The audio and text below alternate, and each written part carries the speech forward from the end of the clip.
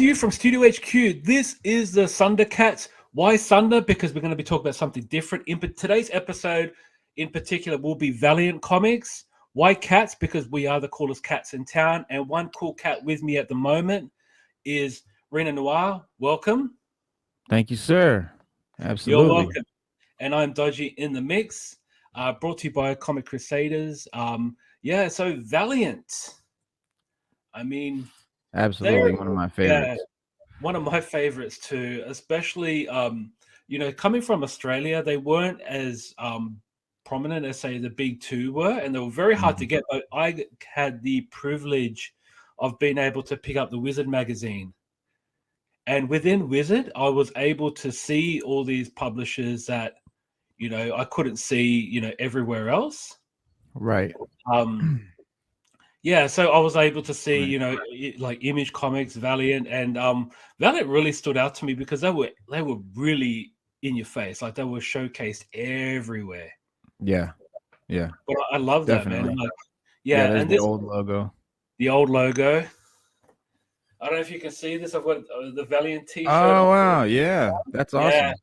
I picked it up from the Valiant website, so I was pretty stoked. Awesome.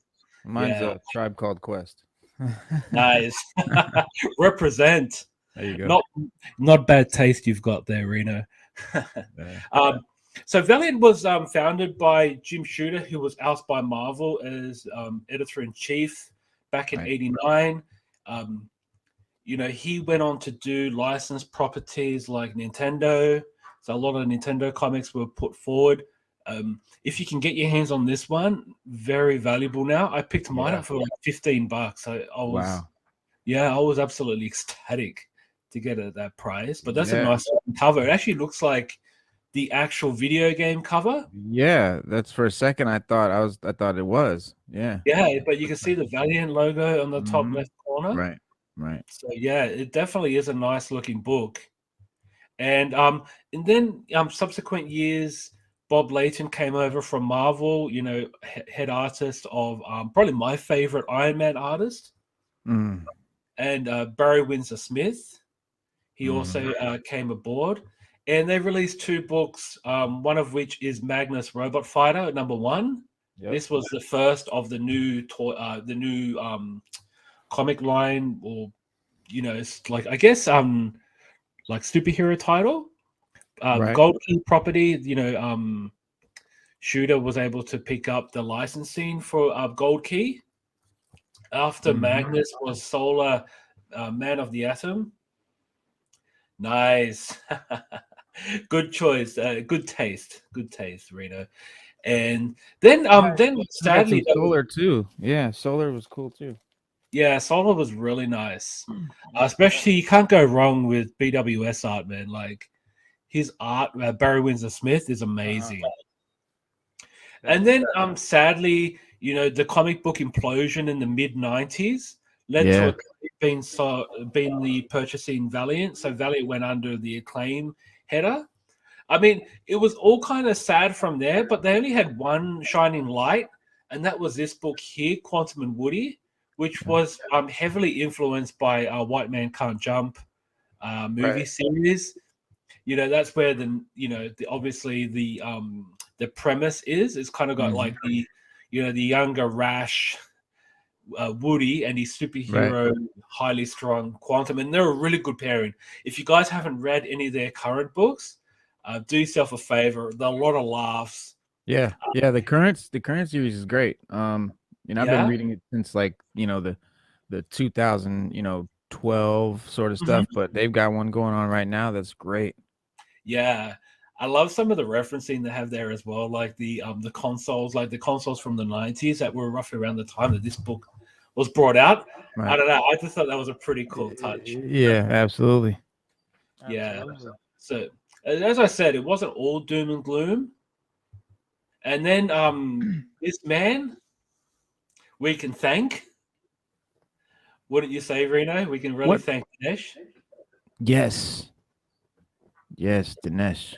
Yeah, he's the man. Like, without him, there'd be no, no Valiant Entertainment. That's for sure. Right. So it's actually his leadership that led to what we're seeing now in comic book stores. And he's just a fan like us, bro, and like to put that sort of money towards these properties and bring them back to life. Right. Can't thank him enough, right? Yeah, thank you. Thank you. Yes. Yeah, so Reno, I'm gonna ask you, like you mentioned before, you're a Valiant fan. What made you like jump in and pick up a Valiant title? Well, I was first I got back into comics in about 2019. Okay. I was into them in the early 90s when I was a kid. Mhm. And Yeah. I've always liked, I've always walked into comic shops and looked around, and I've always still been into comics, but I didn't buy anything until 2019. I started buying some books from the big two, and I was into reading. I wanted to read comics. I wasn't really concerned with collecting at the time. I just wanted to read, and through like research, watching certain videos, and hearing about Valiant being the best publisher for new readers or for readers period, because they specialize in sort of keeping a small, concise, amount of characters. They keep you like at the beginning of every comic, it's got a page of like how we got to this point. And Marvel and DC are just so daunting when you look at how many characters and how many different Spider-Man titles there are. It's like, where do you start? There's 1,000 issues of this and that. But Valiant is really good at, they keep their volumes tight. When they redo another volume, you don't feel like you have to read the one before. They're just really good at that. And that's what brought me in, was like, if I'm a new reader, this is the way to go. Valiant is the publisher for you, because they really, like I said, they really make it where it's not daunting to get started, and you don't feel like you're missing anything when you're reading their comics. And it's just a really good publisher for new readers. Yeah, you definitely nailed it before when you said it's great for it to jump in for a first time, because I never thought of that. I just thought maybe just something to lead into, but you're absolutely right. If you don't want to so that's the thing. If you watch a Thor movie 5 years ago, bro, Thor was a woman. So if you saw the Thor movie and you go, I want to go to my local comic book shop and pick up a Thor comic, and then you see it, you'd be like, what? What's going on? Yeah, what's going on? Same with Wolverine too. You go to Wolverine and you see that it's X-23 as Wolverine. X-23, and right. You'd be like, damn, like this is not what I'm seeing in the movie. So that's why. Yeah, that's where it gets really, really confusing. And I've seen someone go to a comic book shop to buy a comic book for their partner and being absolutely bamboozled and going, I just want to buy a book for my partner. He said he likes Avengers. What do I get? Yeah, exactly. Where do I start? Yeah, then, it's impossible. Yeah, it is. And especially if, it's quite crazy, right? So, yeah, it's really hard. But definitely, by saying this was a big part of it here. I went on their website because, again, I was trying to find out stuff to read and how to get, what to get into. And they've got this thing you can buy on their website. It's 592 digital issues. It's every comic they did between 2012 and 2018. Every comic, every title, every issue. And they send it to you $60. You get this little box here. And inside is a thumb drive, a flash drive. It's awesome. And there it is. And you got and it actually looks like a book that you held in your other hand. Right. It's like a little book, but it's really cool. And that is so awesome. I was ecstatic to get this and have 600 comics at my disposal, and I started reading them issue by issue. I went into the file and I'm just reading them issue by issue by issue. I probably got halfway through. Wow, that's impressive. Yeah. How long ago did you buy it? This was 2019. Okay. Well, yeah, it's not bad. 300 books in 2 years. I don't know how you probably did that all during 2019. I was just constantly if I had any free time, I wasn't watching TV, movies. I just wanted to read comics. And I just devoured them because they're so good. And No, definitely. And what title actually stood out to you, or what character? Bloodshot, Shadow Man, Mm-hmm. and Harbinger, because I'm a big X-Man guy. I love mutants, and Harbinger is sort of like Valiant's mutants, sort of like their X-Men. Yeah, definitely. And then Bloodshot's sort of their Wolverine in a way. Mm-hmm. Yes. Man-made, like made to be a killer and all that, and he wants to take control of his own life.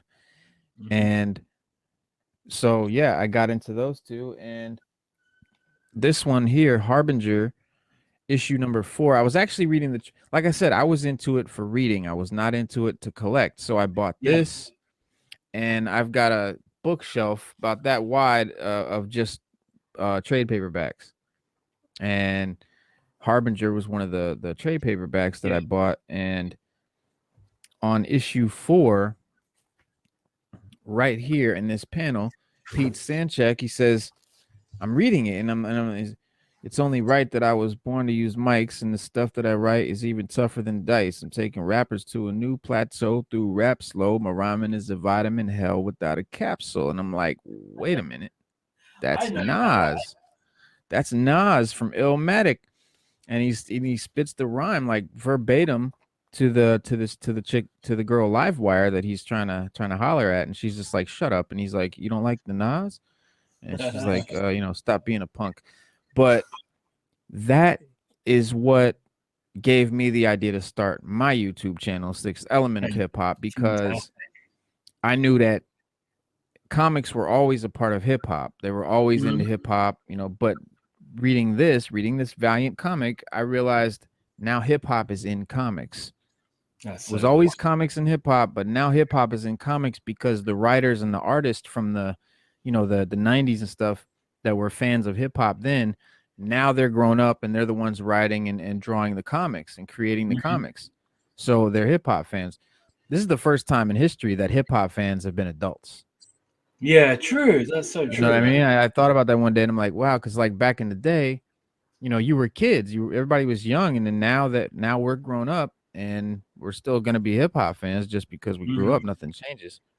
But all the adults, when I was a kid and we were listening to hip hop, they liked, R&B or rock and roll or whatever. So now we've kind of inherited the world and the comic book industry, and now hip hop and comics are really, one thing, really correlate. So that's what gave me the idea to start my channel, was that comic right there is where it kind of sparked.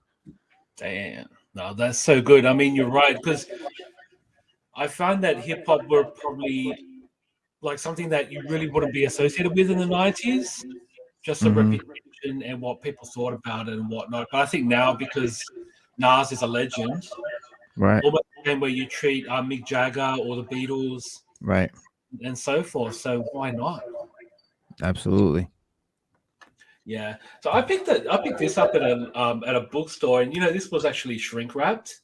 This is EXO trade number 1 from the 90s. The thing I didn't know, I actually thought being shrink wrapped, it might have been bagged just recently, but these pages are pure white. Oh, wow. Yeah, like pure white pages. So I was blown away, but I really look forward to reading this, because I actually picked up Harbinger 1 trade a couple of years ago when I was in the States.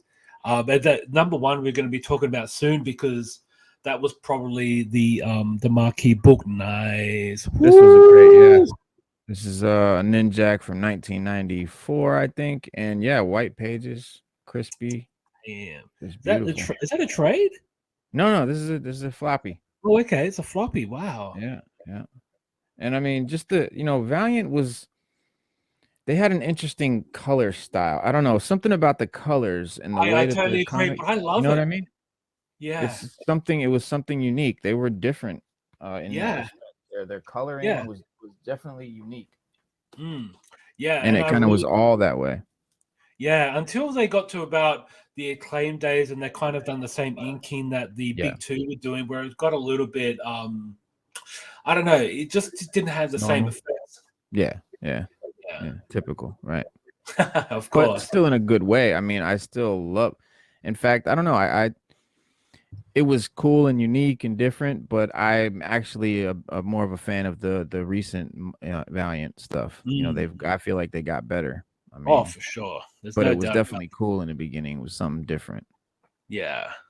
All right. So we're gonna kick off and talk about some books, and one of the books that I really wanted to touch on was the actual original. Like the original two were Magnus and Solar, which are no longer under the property of Valiant. But Harbinger was their first actual creator-owned book. So Harbinger 1 came out in 1992. Mm-hmm. It was written by the actual Jim Shooter himself. And like, look at this as a first page. It's absolutely gorgeous. A flying car, like just out of the blue.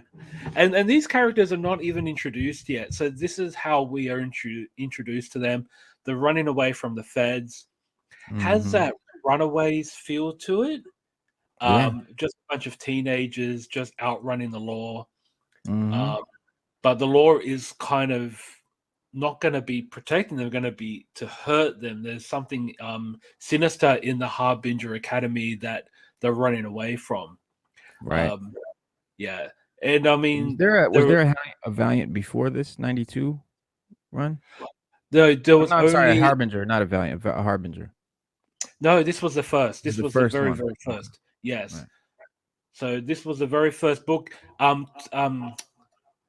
can't remember his name. Torado, or I think his name is, or Hoyoto. Yeah, Harada. Harada. Harada. Yeah. Yeah. He was actually introduced in Solar #1. So his first appearance is in there. Right. But he's just in there as a character. So that's the smart thing about Valiant, where they were bringing in the characters in different books. Mm-hmm. Like Harbinger was their first appearance of these characters, like Sting, Torque, Faith, and everyone else. Yeah, Pete, and all the other characters were introduced in this book. And I like the fact that, you know, their code names weren't used all that frequently, except for Faith, who liked to be called by her superhero name because she is a comic book geek. Yeah. So she wanted to go all out as a superhero, you know, wearing the cape and all that. You know, that was kind of. Yeah, no, but like I said, I was reading heavily I mean, I read this for this, but I hadn't really gotten into or read the early Valiant stuff. I have a ton of it just to collect it, but I was really, you know, reading the newer stuff, but it's the same characters doing much of the same stuff. It's but they introduced it in a way that's fresh and new, but it's like if it was another publisher, for instance, you know, you would feel like there was something you were missing if you hadn't read the first volume or whatever. And this, you know, with Valiant, it doesn't do that at all. No, they don't. And that's what I love about it. But seeing this book back then, you know how we could like raid the internet and get all these names and everything else of all the students? They actually broke into the post office and raided the mailbox. They stole a bag of mail. like that was fantastic. Yeah. And that's how they found, like, they're trying to recruit other mutants to join their cause. Right. Because they were being led into the Harbinger Academy to do bad stuff. Don't really want to spoil it if you guys haven't read it, but it really is an interesting book. It's a very smart book, but it's engaging. And I think this is probably one of the most valuable Valiant comics from the 90s, not because of the characters and everything else, but I think it's because it's a really well-written story, and it's a very good story too. Yeah. It opens with Peter Stanchek waking up in an abandoned building in a dystopian Chicago. And he's wiped of his memories, but he's keenly aware of the power that he feels coursing through his veins. And even though he has forgotten his identity, the people of Chicago recognize him immediately and are quick to point this out to him, you know, but before he can process, you know, his apparent notoriety, a group of militant police surround him and draw their guns. And luckily for Peter, he's powerful enough to stop bullets. And after this close call, he travels deeper into the city for answers about his identity and the state of the world. And Colin Kelly and Jackson Lansing, who also worked together on Marvel's Kang the Conqueror, center the narrative around a dialogue between Peter and an unknown antagonist, which allows for Peter to fill the audience in on plot details and an intimate and controversial way while charging full speed ahead into the strange, hostile city that he's woke up in. And, throughout his journey, he seems to be haunted by a barely remembered past. Kelly and Lansing hint at this throughout the comic, and it seems that Stanchek dealing with this painful past will be a central theme in this new updated Harbinger. Kelly and Lansing's excellent and naturalistic characterization of Peter makes this first issue a great entry point for new Harbinger readers, but it still has plenty to offer to the longtime fans, as it seems to take place after the events of Valiant's Imperium by Joshua Dishart and Carrie Evans. Yeah, that sounds like a really good premise and somewhere to jump into. But I love that because you mentioned before his memory was wiped. So he's in the same track as we are. Like we are new readers. He's new to his life. So like, damn, that sounds like a really good entry point. It's a great way to bring you into the story, discovering it as the character discovers it, and he kind of tells it by his event, the events that take place. It's better, it's a great way to show and not tell the story. Absolutely. And speaking of tell, like this location, you live in Richmond, right? Near Richmond, yeah. Do you know this address? Richmond, Oh yeah, I didn't even notice that. Wow, so the Harbinger Foundation is right down the road. Yeah, exactly. Awesome. That's sorry. Cool. I just had to snip that in for you. That's awesome. That's really cool. Yeah, so that's where they raid the mailbox to get all those applications. But definitely, guys, 1992, 2012. Both are really good books. Do yourself a favor, check them out. They won't overlap each other. They'll just complement each other. Two really good stories. Exactly. Yeah. And here's the going price for if you can get your hands on Valiant 1, or if you've already got it on a high, $145. Yeah, key collectors, you'll find a lot of different prices on eBay than what key collector shows. Yeah, that's true. They're very, I don't want to say off, but it's just not it's not the same.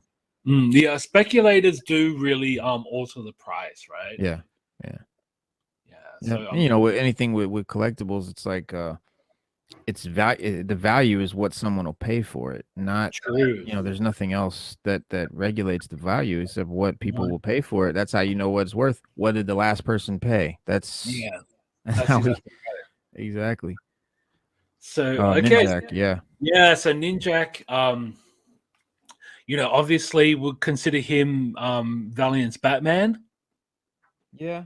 Colin King, a rich millionaire from the UK, basically dons the purple and black costume. So this is the number one from the current run in 2021. This is one thing I like about what Valiant are doing. Are the the little introductory pages. It almost looks like his that's what guide. I mean. That's what I mean. Yeah, stuff like that in the beginning. That helps you know where you are and you don't feel lost. Exactly. It's almost like, okay, here we go. That's what I've got in my suitcase. I love that. It's so cool. Right. But I did like the book. But I think you mentioned this before, Reno. You weren't a big fan of the art, would you say? Yeah, I mean, it's in a word disappointing. The story is decently and well written, but not very remarkable, and then the art is just not matched for this type of comic. I don't know. There's been a significant amount of division over Julio Pulido's art in this issue, and I can say personally that he's a great artist with certainty, but Puildo's art is an abysmal match for this type of content. An action comic about a cybernetic ninja assassin, it doesn't work. Plain and simple. Everything about the anatomy, the panel compositions, the energy of the action scenes it makes it just flat, and the coloring is, just, I don't know, painful on the eyes. It's just not. The style might be a good match, in another genre type of story, but not here. Mm-hmm. I applaud Valiant always for trying something bold and different. Definitely. Absolutely. If long-standing diehard Valiant fans are going to be upset at the visuals in this issue, it's not Puildo's fault. Any negative feelings you might have about the look and feel of this comic are not Puildo. His art style exactly represents, his style as an artist. But it was just a gamble by Valiant editorial, to try this. Because with comics, there is a lot of this sort of art, the indie stuff, especially, that's become wildly popular. Just like for me, Ninjak, like you said, it's Batman. It's, he's a ninja spy. He's like a a James Bond ninja, like straight action. It's just it's more of like a drama style. Yeah, I kind of would see this preferably like in a creator-owned work, like maybe if Puildo's doing his own work, right, maybe with like Image or another small publisher who just want to bring his work to life in his own way, but doing like doing someone else's work, or especially for a big publisher, I don't think we could ever see a Batman drawn this way. Or even a Spider-Man drawn this way. I don't think so. And look, and I'm not discrediting the other. There are some beautiful scenes. I really like his his wordings for like the buzzing noise of the what's it called, the saw thing. That looked amazing. That was really violent, and he really played it down. But I just love the text for the buzz sound. I really like that. There were some good elements to it. But you're right. It just didn't really fit this this character or this story. Right. But then again, that for other people, this might be really pleasing to see. There might be fans out there that would appreciate this style. So yeah, I mean, and the the story and everything. I hope I don't know. I just hope that this art doesn't shy new readers away from Ninjak, because he's a awesome character. Yeah, definitely. Yeah, and it's just there's a lot of great story. Like so this particular one, it's like the higher ups at MI6 are keeping tabs on Colin King, aka Ninjak, in hopes that he can be brought back into the fold. An anarchist group named Daylight steals, possibly with the help of psychic powered members, the keys to infiltrating MI6 records for information about all the undercover agents. Lots of chaos and death ensue. But now Ninjak and the young recon agent tailing him are on the run to get to safety to find out, how and why Daylight leaked the intel and stave off all manner of Ninjak enemies, past and present, who now know his true identity. So it's like I said, it's a good story and a great character. I just hope that people can see past this art on this one. Yeah, and maybe read a couple of more issues, and then we might have more of an appreciation to it. You never know; it could be as simple as that. Maybe, yeah. But speaking of representation, we've got Ninjak #1 Chromium edition here that we've got on the visual. Ooh, nice. Oh yeah, I was just showing you the old school 1990s Ninjak. Is that Quesada art? Yeah. God, that he was great back then. Oh yeah, he was a gangster back in the early 90s. Went from X Factor to this, and I mean, he did Jimmy Palmiotti. They did, what Marvel Knights, I think. Yeah, they did, absolutely, and changed Marvel forever. But if you're really a fan of Quesada, like, Ninjak is not something you should bypass. Check this out. and he kind of he went gangbusters with this. He really did, and look at the cover; it's just in your face. It literally is what they wanted from a character, and Quesada really really delivered. Absolutely. Yeah. So we're moving on to the next book now, and this one was good because we talk to show about you the this writer. real quick though. Okay, This is what the you more got? modern Ninjak. Oh yeah, See how dope that is? yeah, that's nice. Yeah, And this is a trade for this was like Matt Kent and Clayman. Yeah. But yeah, Ninjak's a great character. Yeah, Shadow Matt Man is one of my favorites too. Yeah, so Colin Bunn, who's like the key horror writer of the day, so it's kind of good to get a horror writer actually write something like character like Shadow Man. Someone who knows horror. And I didn't really know this about Bunn though. He was like writing all over the joint, where it'd be DC, Marvel, bit of indie. But it's good to see that he's made himself a niche now of being a horror writer. Yeah, he's like the king of the thriller, the horror thriller stuff. Yeah. Exactly. So, and he's doing for like I think the Dark Horse, Boom, all and Shadow Man all at the same time. So, if you guys are horror writer fans, you're horror fans in general, I know Almega is, so he'd really appreciate this. So here we got Shadow Man, another original character from the 90s Valiant line. Yep. And I mean, I just love this opening scene here. Yeah. With it's like a Louisianan, like witch doctor. I love that. I like that. That look at this is the 90s one, and there's the same character. It's wow, like really? It's like the voodoo, like you said. Yeah, voodoo guy with the top hat, the typical, Yeah, that is really cool. Like the artwork of this one is really cool. Yeah, wow. Yeah, it they went through a few different styles. Like this was the and then this is like the 2000 style. Yeah, I like that style. And when I saw that style, I totally forgot what the original 92 looks like. And when I saw it, I was like, oh wow, that's so different. Right. And this was cool too. They did. But see, with the thing with Shadow Man, he's a character that really doesn't have a steady identity. Obviously different people. It's a mantle, right? Yeah, it's a mantle. That's right. So everyone can be. He could be anybody really, and that's the thing with Shadow Man. Like, there's no right way or wrong way to write him. If one way doesn't work, just hand the mantle on to somebody else and create a fresh start. So I like that principle. And there's that top hat skull again. Damn. And wow, the text on that almost looks like what's it called?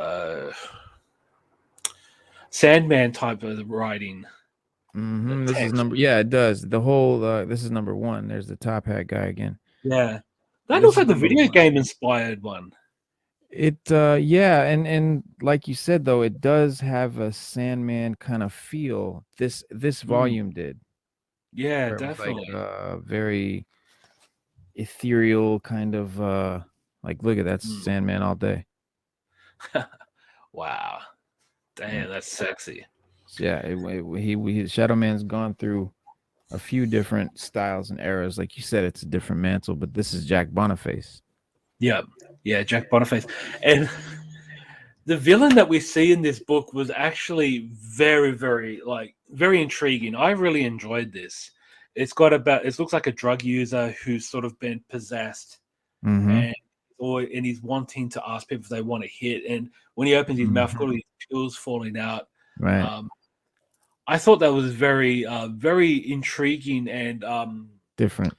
Yeah, and it's like a once-off story. Like, when I say once-off, I mean if you're a new reader picking this book up for the first time, you can read it beginning to end, and you kind of get the gist of it. That's Valiant for you. That's Valiant. Yeah. But I actually really like this. Definitely. Yeah, Shadow Man number 4. Really it finds Jack Boniface in London, England, to track down another villain, villain of the week, and the way that Colin Bunn has been telling standalone stories, every issue linked by an overarching theme, like you were saying, has been a very strong feature in the series so far, and I'm loving how the story's coming together. But I got to mention once again, love that recap page as told by Samity. That's the guy with the top hat, and it adds a brilliant flavor to the book and lets you know to look out for the odd dry line here and there, which turn out to be far funnier than one would necessarily expect from a horror book. Yeah. Well, at least a lot funnier than I would expect at any rate. The Shadow Man has been one of the incredibly rare comics that has me reading this page, even though I know what happened before, because I enjoy the way it's retold. Would you say he's like the Crypt Keeper from the Crypt Keeper TV series? Like, I mean, yeah, I kind of feel what you mean there. Yeah, a little bit. And and I love the relationship between Shadow Man and Samity in this comic too.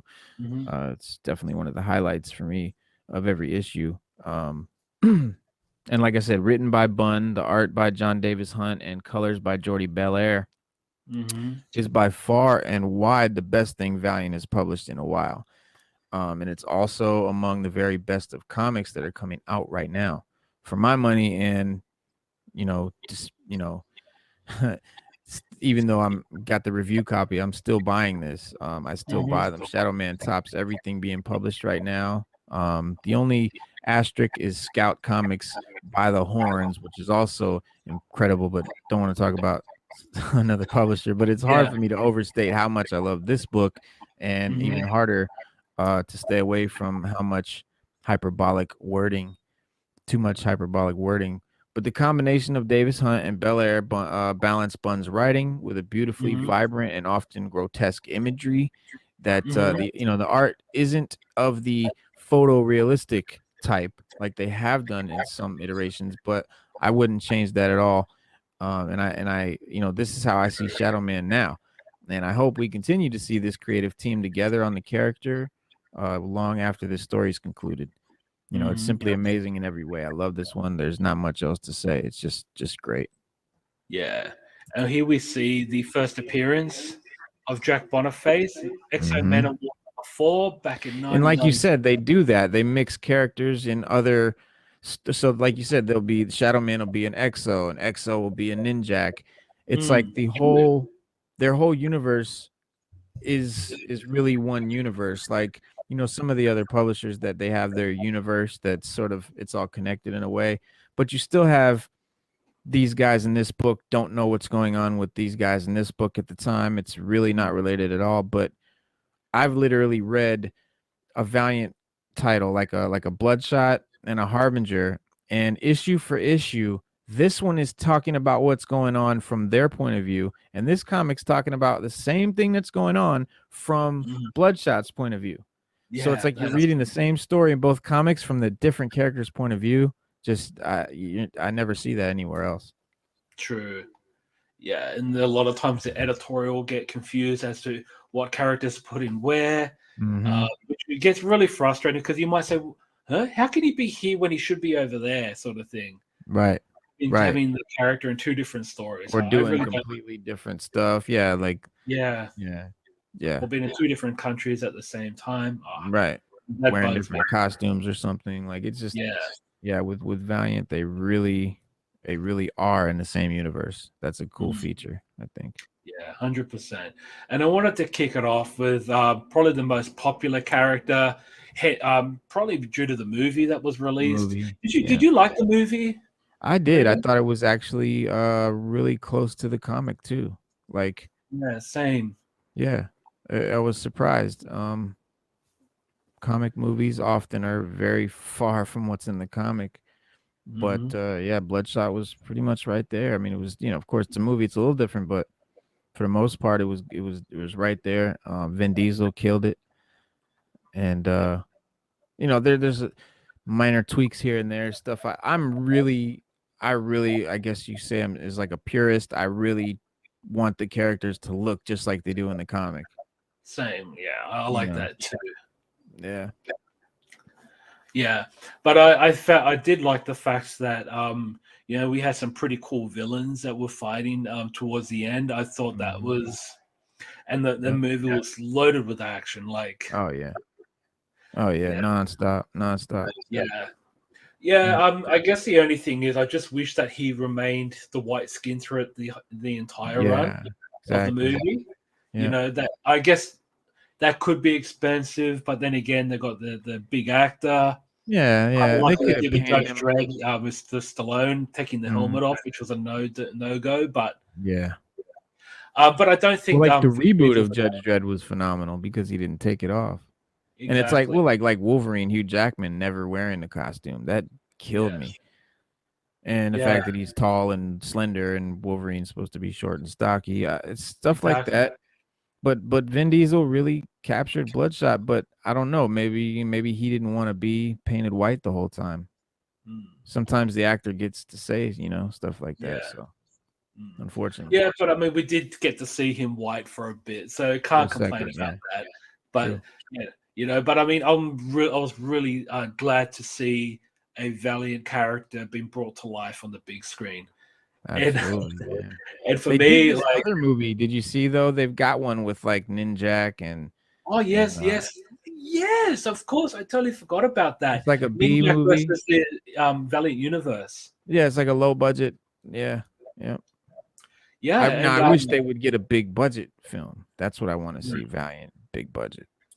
Yeah, but they did have some money in there with Bat Under the Sun, who do really good versus videos, like Batman versus Darth Vader and things like that. So we do get to see some of that, and they do really good job. Yeah. But you're right, seeing a big budget version of it would be fantastic. But you know what? For what we got, we can't complain. Rather than nothing, right? Absolutely. At least it's better than that that TV DC movie. Like, that was atrocious. Oh God.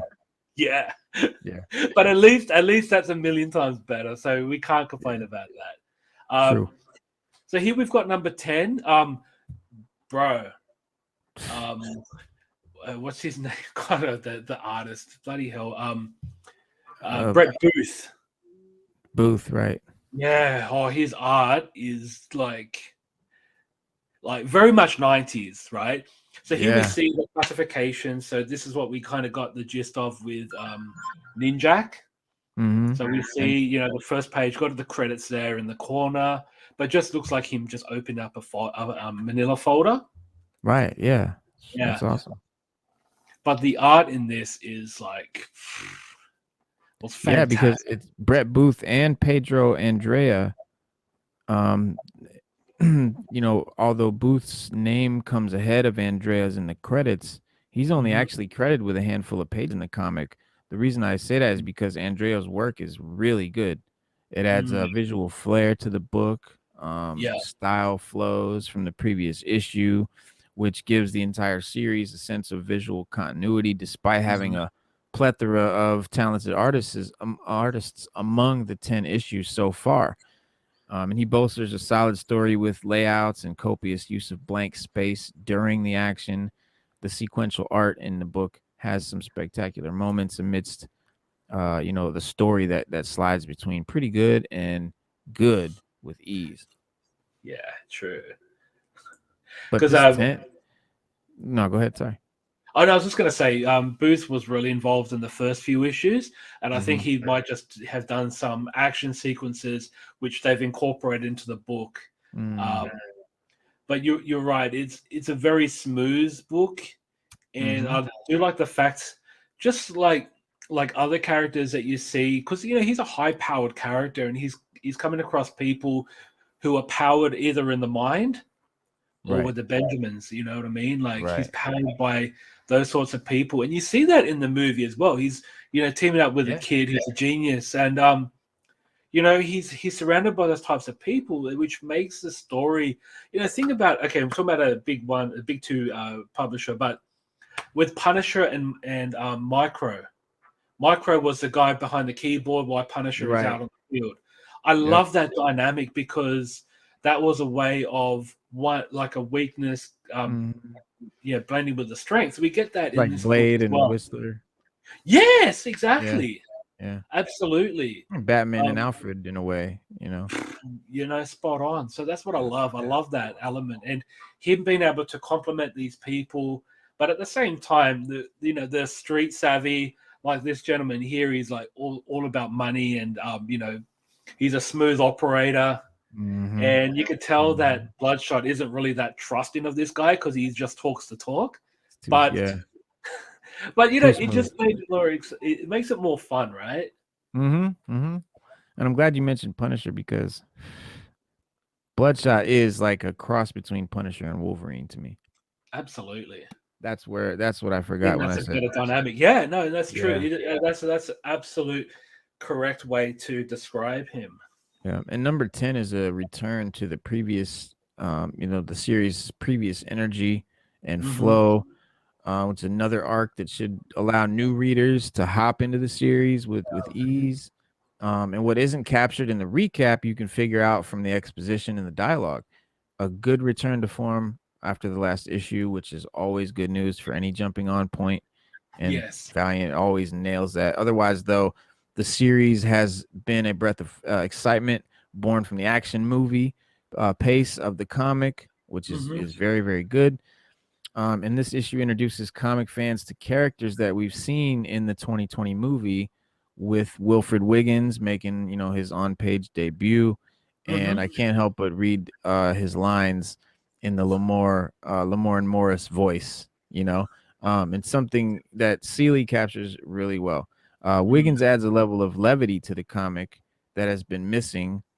And it's odd because levity and humor don't often go hand in hand with Bloodshot, but with Seeley's style of storytelling, the combination actually works a lot better than I'd have expected after, the previous Bloodshot runs that I've read. And it's not all, fun and games, though, as we find Bloodshot locked in place. He'll need to escape a place he'll need to escape from in order to face a new and familiar threat. And without going into specifics, the escape sequence is somewhat disturbing in a way, in what it doesn't show you. But and there's also a lot of story there. And I had to check a couple of times when I was reading what page I was on, because it feels like it's an oversized book. Yeah, I know. But it really I've loved Bloodshots, from the 2012 stuff on. Yeah, I was reading. His first appearance was in Rye, right? Yes, it was. Yeah, it seems like everyone's first appearance is in another comic. I mean, it's usually always that way, but Valiant's good at not just appeared here and so like they really know him. So he had his first cameo appearance in Eternal Warrior. A cameo, right? Character too. Yeah, but Rye was his actual full first appearance. Right. But yeah, like Rye is the kind of character that in the original original Valiant, he basically came out first, but in the Valiant Entertainment, he came out as one of the last to be published in 2012. Right. But Eternal Warrior is a character that I think is severely overlooked. That's the Clayton Crane, right? Oh my god! Yeah, Clayton Crane, Matt Kent. Dude. Bro, he's 4000 AD. 4000 AD. I got the trades and the floppies. Oh my god! I got to meet Clayton Crane, and I just saw I got him to sign, and his signature.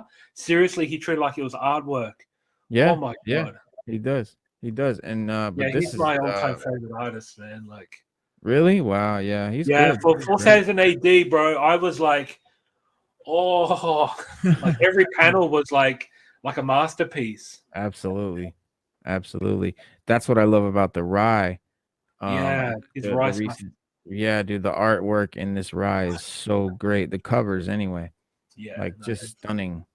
Yeah, no, Rye is like, it's fantastic. And I always, I was like, it's funny that this is the first issue right here of the new one. Isn't that dope? He's just like a samurai. Yeah, and it's like half face. I love that. Yeah, me too.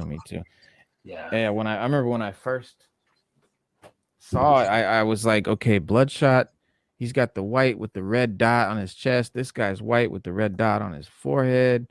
Yeah. But then Bloodshot was in Rye, so I was really confused at first. Like, is this the same guy? Like, what is this? Or they brothers, or what's... Yeah, what's their relation? But yeah, just looking at 4000 AD, you know, Crane's art, it's crazy. Yeah, that was... It reminds me of... it was like a trip. I actually thought I was on something when I was reading that. Right. Just far out. It was pretty much out there. And like, seriously, it's fantastic. And do yourself a favor and pick it up. Yeah, look at that. That art is mind-blowing, man.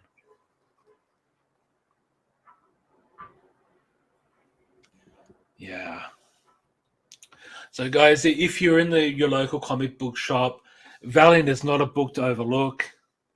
Not at all. You know, not at all. And like Reno said, if you you know, if you pick up a trade, you're gonna get the complete story. But also, if you can, you know, go back and grab a few floppies that, you know, for example, like Ninjak at the moment's only at number 4, so you can go back and get the, you know, we did touch on number 1, but you can get number 2 to 4 in your local comic book shop if they still have it. Bloodshot goes back from number 10. Exo Manowar, I think, is only on about 4 issues at the moment, so you can definitely do yourself a favor, pick those up. But as I said, you know, and even the back issues, like the first appearances, the number 1s, they're very affordable still. You know, it's like they didn't explode, and you know, so you could still get the first appearance of whoever you want for probably under $100. So true. Yep. So true.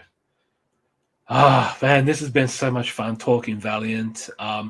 This is you know, a part 1. So we are going to be covering part 2 in the future of said publishers. So we mentioned that in the Boom episode, as well as the Image episode. It is only part 1. So if you guys have any questions or like to give us some input about your favorite Valiant characters or comics, for the next episode, right? For the next part, absolutely.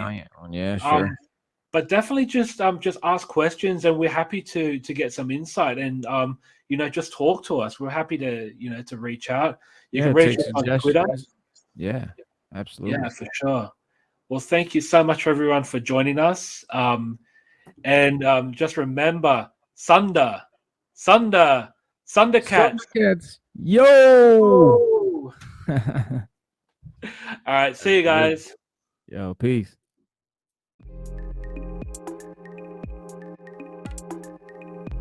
Thank you. We hope you've enjoyed this Comic Crusaders production.